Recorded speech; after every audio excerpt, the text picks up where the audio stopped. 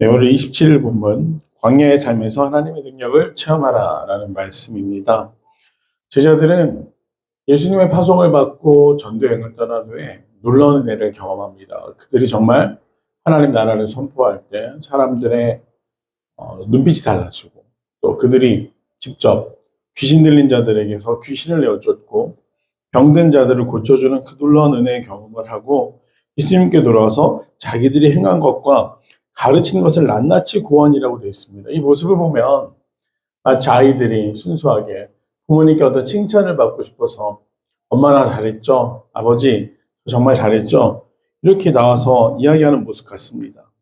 스승과 제자 사이에 스승의 가르침을 제자들이 정말 기쁨으로 그 가르침대로 행했다라는 것을 이야기하는 모습을 볼 수가 있습니다. 그런데 주님께서 이런 말씀을 하십니다. 이르시되 너희는 따로 한적한 곳에 가서 잠깐 쉬어라 하시니 이는 오고 가는 사람이 많아 음식을 먹을 겨를이 없음이라 라고 되어 있습니다. 사역의 어떤 성공을 맛보게 되면 나타나는 당연한 반응입니다. 계속해서 더 열심히 하고 싶고 더 열심히 하고 싶고, 그런데 이때 만약 내가 충전하는 시간이 없다 라고 하면 어떻게 되겠습니까? 그 당시에는 굉장히 좋은 것 같지만 시간이 지날수록 점점 지치게 되고 나중에는 불평과 불만이 나올 수밖에 없습니다. 예수님은 그 은혜를 빼앗기지 않게 하시기 위해서 그들이 잠깐 쉴 것을 명령하십니다. 그래서 그들이 배를 타고 이동하는데 정말로 사람들은 간절했나 봅니다. 왜냐하면 예수님과 제자들이 배를 타고 한적한 곳으로 가시는 걸 보면서 33절을 보면 그들이 가는 것을 보고 많은 사람이 그들인 줄 안지라 모든 거울로부터 도보로 그곳에 달려와 그들보다 먼저 갔더라 라고 되어 있습니다. 한적한 곳으로 가시기 위해서 배를 선택하셨는데 사람들이 육상으로 달려서 쫓아오는 겁니다. 어떻게 보면 기괴하기도 하고 두렵기도 한 광경이기도 합니다. 그러나 또 한편으로 보면 예수님은 어떤 마음으로 그들의 간절함을 보셨는가?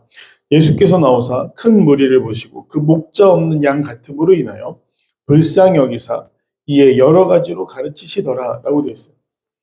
분명히 휴식을 위해서 또 제자들이 그 전도 파송을 경험한 놀라운 은혜로 인해서 예수님과 제자들이 고무감에 사로잡혀 있는데 휴식하기 위해 가시기에 이동하는 것을 사람들이 또 쫓아옵니다.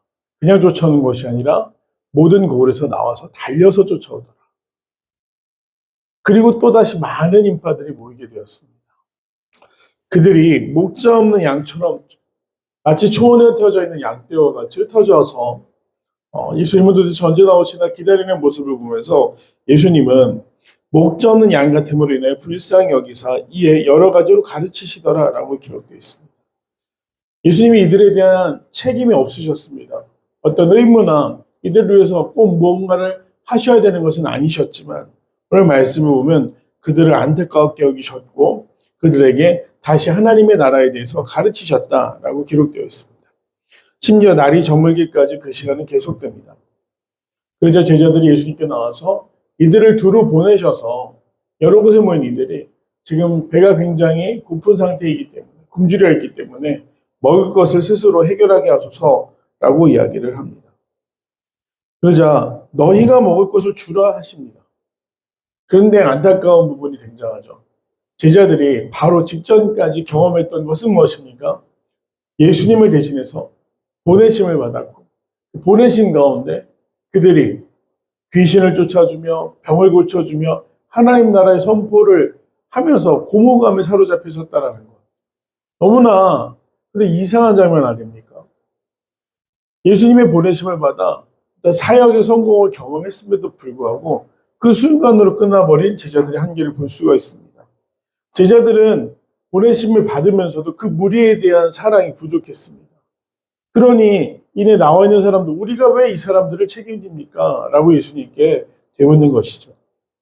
그러나 주님은 달랐습니다. 주님 앞으로 나오는 사람들을 불쌍히 여겼어요.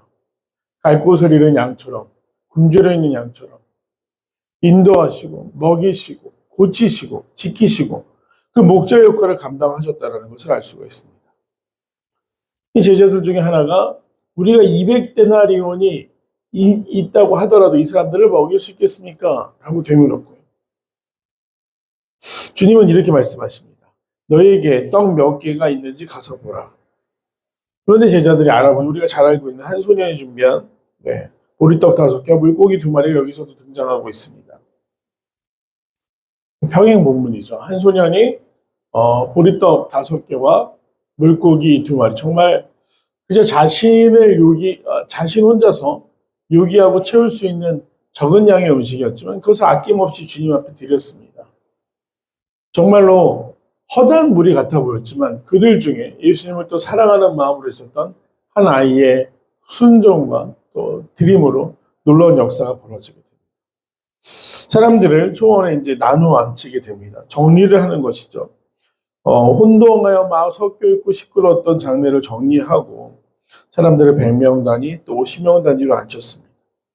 그래서 주님이 어떻게 하시는가? 그 소년이 드린 보리떡 5개, 물고기 2마리를 가지고 하늘을 우러러 축사하시고 떡을 떼어 제자들에게 주어 사람들에게 나눠주게 하시고 또 물고기 2마리도 모든 사람에게 나누심에 다 배불리 먹고 남은 떡 조각과 물고기를 12바구니에 차게 거두었으며 떡을 먹은 남자는 5,000명이었다. 우리가 잘 알고 있는 오병이어의 놀라운 기적이 일어나죠.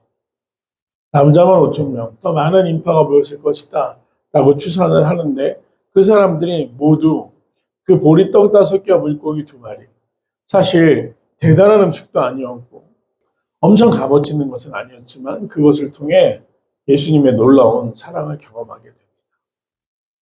그래서 정말 특별한 사건입니다. 혹자들은 이 본문을 해석할 때 아이의 드림으로 인해 부끄러웠던 사람들이 서로 십시일반 먹을 것을 나누어 나눔의 장이 되었다라고 이야기를 하기도 합니다. 되게 그럴듯한 이야기 같습니다. 오랫동안 우리가 자유주의 신학이라고 말하는 진영에서 말해왔던 방법입니다.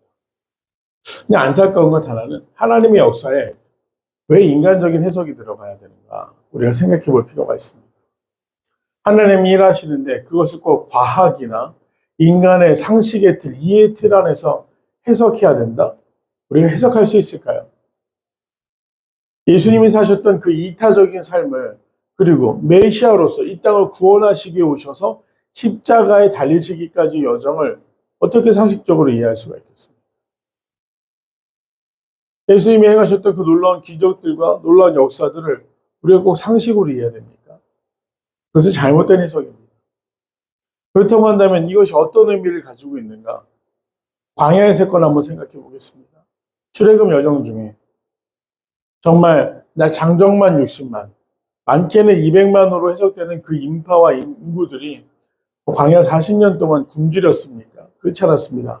하나님은 만나와 외출하기로 먹이셨습니다. 정말로 놀라운 은혜의 현장이었습니다. 그리고 오늘 이 사람들은 어떻게 하십니까? 보리떡 5개와 물고기 2마리로 배불리 먹이십니다. 광야의 사건도 그렇고 오늘 주님 앞으로 나온 사람들의 사건도 그렇고 중요한 공통점이 있습니다. 그들이 심고 혹은 채집하거나 수렵해서 자신의 노력으로 거둔 것이 아니라는 것입니다. 일방적인 하나님의 사랑과 하나님의 보살핌 가운데 이루어진 사건이라는 것입니다. 예수님이 이 무리에 대해서 책임이 없었다라고 앞서 말씀드렸습니다. 그런데 예수님이 어떻게 하십니까? 그래도 사랑하시기 때문에 그 사랑의 마음으로 그들이 지쳐있고 굶주림을 안타까워하시면서 오늘 그들을 위해서 하늘을 우러러 그 작은 음식들을 축사하시고 나누어주신 것입니다. 그래서 전적인 하나님의 사랑과 하나님의 은혜의 역사를 이야기합니다. 우리가 살아가면서 겪게 되는 하나님의 사랑이 바로 이러한 것입니다. 우리가 무언가를 해서 아니면 하나님과 어떤 계약관계가 있기 때문에 그냥 행위의 수고대로 혹은 충성의 어떤 헌신도대로 거기에 하나님 보상하시거나 무슨 급여를 주듯이 그렇게 하시는 것이 아닙니다. 일방적인 사랑으로 부모가 자식의 굶주림을 그냥 바라볼 수 없는 것처럼 오늘 예수님께서도 이 무리를 향한 사랑의 마음을 이 바로 오병이어의 기적을 통해 보여주시고 또 그 과정에 대해서도 하나님의 전적인 능력으로 그들을 배불리 먹이셨다는 것을 우리가 본문을 통해 알 수가 있습니다. 하나님의 역사는 하나님의 주관적이고 일방적인 사랑이었다라는 거. 단순히 우리가 그것을 해석의 문제를 넘어서 정말 하나님이 어떻게 일하시는가? 무에서 유를 만드시면서 우리를 끝까지 사랑하시는 하나님이시라는 것을 오늘 본문을 통해 우리가 다시 한번 볼 수가 있습니다. 내용 관찰 한번 보겠습니다. 우리에게 먹을 것을 주라는 예수님의 말씀에 제자들이 어떻게 대답합니까? 우리에게 200데나리온이 있어도 먹을 수 없습니다라고 대답합니다. 즉 인간적으로 판단하고 대답했습니다. 예수님께서 떡 5개와 물고기 2마리로 어떤 기적을 펼치십니까? 장정만 5,000명이 넘었던 그 많은 인파를 배불리 먹이시고 남은 음식을 모았더니 12광줄이 찼다라는 기적을 보여주십니다. 예수님께서는 왜 먼저 제자들에게 먹을 것을 주라고 하십니까? 당연히 예수님의 제자들이 무엇을 경험했었죠?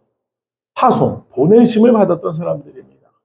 이해할 수 없지만 예수님이 자신들에게 명령하시는 것을 순종할 수 있는 그런 태도는 기본적으로 갖췄을 것이라고 생각합니다. 그래서 제자들에게 먼저 나누어 주시고 그들을 통해서 그는 많은 무리를 먹게 하신다. 이것은 구원사역의 예표이자 예수님이 공생의 목적으로 오셨다는 것을 함축적으로 보여주는 사건입니다. 제자들을 선택하셨고 그들에게 먼저 나누어 주시고 제자들은 그 은혜를 또 백성들에게 나누었다. 그 먹을 것을 백성들에게 나누었다.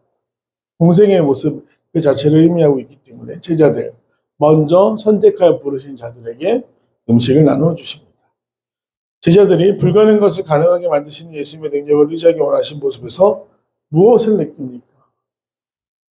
예수님이 공생애를 통해서 어떤 것을 하시기 위해 이 땅에 오셨는지를 우리가 볼 수가 있습니다.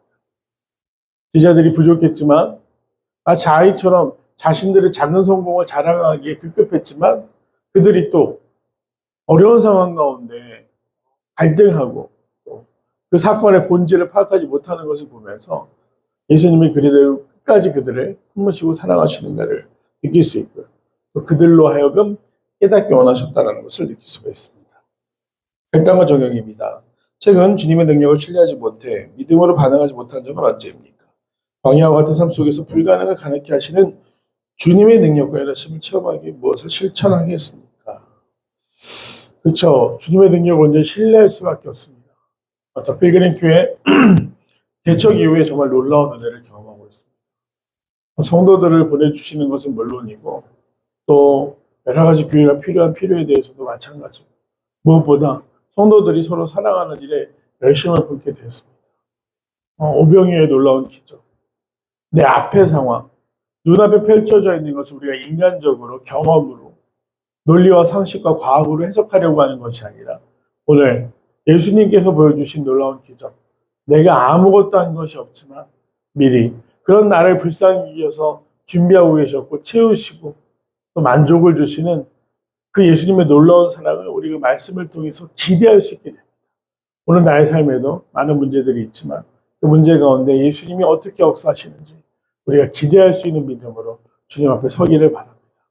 늘 의심하면서 쫓기듯 그렇게 주님 앞에 서는 것이 아니라 놀라운 은혜로 설 수 있는 귀한 성도들이 되시기를 간절히 소망합니다.